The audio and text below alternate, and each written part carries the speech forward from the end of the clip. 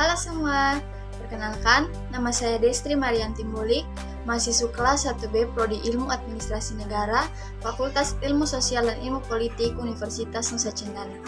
Pada video kali ini, saya akan menjawab 5 pertanyaan dari dosen pengasuh mata kuliah Bahasa Indonesia untuk nilai UTS saya. Jadi, untuk yang ingin mengetahui pertanyaan apa saja yang akan saya bahas kali ini, tonton terus video ini. Pertanyaan pertama, implementasi kedudukan bahasa-bahasa di Indonesia sama sekali tidak berurutan. Bahasa Indonesia yang pada kedudukannya berada paling pertama justru jarang diaktualisasikan. Realitanya, banyak generasi muda cenderung menggunakan bahasa asing dalam berkomunikasi resmi setiap kesempatannya. Misalnya sorry, OTW, toilet, insecure, feeling, dan lain-lain. Jika Anda adalah generasi muda yang menjunjung tinggi bahasa negara dan nasional kita, solusi apa yang Anda tawarkan agar kedudukan bahasa di Indonesia benar diimplementasikan? Solusi yang tepat menurut saya adalah kita harus lebih memahami bahasa Indonesia yang baik dan benar. Dan juga kita sebagai rakyat Indonesia harus menanamkan kecintaan dan memberikan tempat khusus di dalam diri kita terhadap bahasa Indonesia sebagai bahasa persatuan dan kesatuan bangsa Indonesia. Pertanyaan kedua, ragam bahasa merujuk pada konteks, yaitu Anda berbicara bersama siapa, di mana, kapan, dalam situasi apa, dan apa tujuan pembicaraannya. Dengan demikian, ragam bahasa bersifat fleksibel, namun tidak menutup kemungkinan bahwa masih ada kekeliruan dalam mengaktualisasikan ragam bahasa. Apa yang Anda lakukan jika Anda berada bersama lawan bicara yang keliru menerapkan ragam bahasa saat berkomunikasi dengan Anda?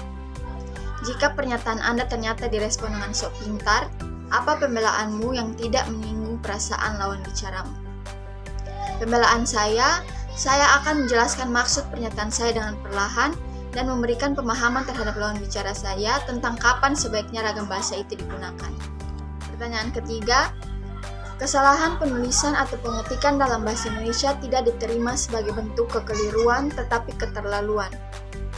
Misalnya, Anda mengetik kata malam, tetapi yang Anda ketik makam. Perbedaan satu huruf mengakibatkan terjadinya perbedaan makna. Dalam bahasa Indonesia, perbedaan bentuk selalu berimplikasi pada perbedaan makna. Apa yang akan Anda jelaskan jika Anda diberikan sebuah teks bacaan yang sebagian besar kata-katanya tidak diketik atau ditulis secara benar? Kemudian, apa yang Anda sarankan sebagai acuan kebenaran penulisan atau pengetikan setelahnya? Yang akan saya lakukan, saya akan mencoba memahami arti atau maksud sebenarnya dari kesalahan penulisan pada teks bacaan tersebut sebelum saya menjelaskannya.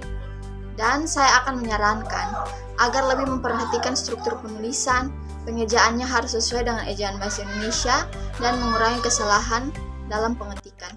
Pertanyaan nomor 4, tulislah paling kurang 15 kata yang salah, kemudian ubahlah menjadi benar yang disertai dengan alasannya. Setelahnya, Anda memberikan penjelasan secara lengkap tentang 3 kaidah bentuk dan diksi: kebenaran, ketepatan, dan kelaziman. Kata baku yang pertama, silakan. Kata tidak bakunya silahkan. Kata baku antre, kata tidak bakunya antri. Kata baku sekadar, kata tidak bakunya sekedar. Kata baku praktik, kata tidak bakunya praktek. Kata baku analisis, kata tidak bakunya analisa. Kata baku nasihat, kata tidak bakunya nasehat. Kata baku risiko, kata tidak bakunya resiko. Kata baku peduli, kata tidak bakunya peduli. Kata baku anugerah, kata tidak bakunya anugerah.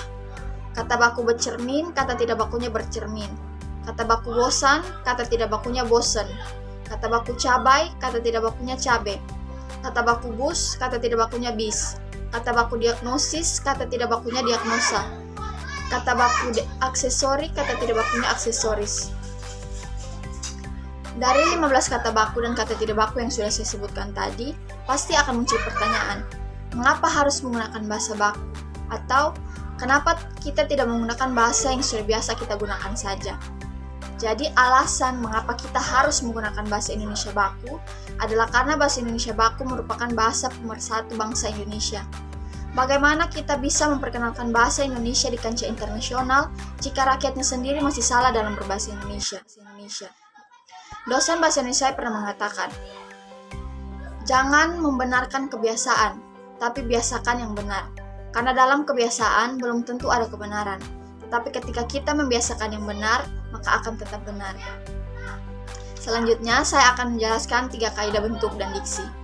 Yang pertama, kebenaran. Kata yang benar adalah kata yang mengikuti kaidah tata bahasa. Yang kedua, ketepatan. Kata yang tepat dikenali berdasarkan distribusi atau kolokasinya dengan kata di kiri dan kanannya. Yang ketiga, kelasiman. Kata lasim adalah kata yang penggunaannya sudah diterima oleh umum. Pertanyaan kelima, carilah dan tulislah paling kurang 5 kalimat yang tidak efektif, kemudian ubahlah menjadi efektif disertai dengan penjelasannya. Kalimat tidak efektif yang pertama, kemarin banyak para karyawan yang melakukan demonstrasi. Ketidakefektifan dari kalimat tersebut adalah dalam penggunaan kata para. Kata para seharusnya digunakan untuk mewakili banyak orang, sedangkan dalam kalimat tersebut sudah menggunakan kata banyak. Jadi tidak efektif bila dalam satu kalimat menggunakan 2 kata bermakna sama. Jadi kalimat efektifnya adalah kemarin banyak karyawan yang melakukan demonstrasi. Kalimat tidak efektif yang kedua, sejak dari pagi dia merenung.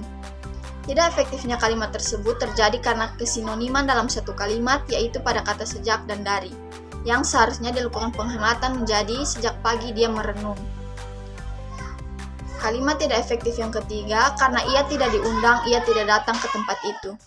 Kalimat tersebut tidak memiliki kehematan, yaitu terjadi pengulangan subjek dalam satu kalimat, yaitu pada kata ia.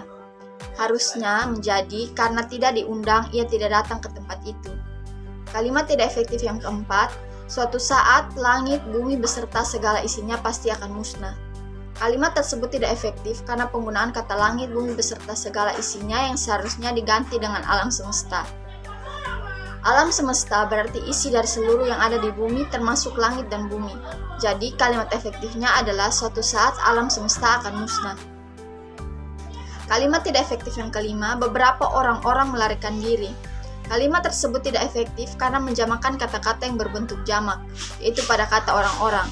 Jadi, kalimat efektifnya adalah beberapa orang melarikan diri. Demikian jawaban dan pembahasan dari pertanyaan-pertanyaan tersebut. Terima kasih sudah menonton video ini. Jangan lupa like, komen, dan subscribe. Terima kasih.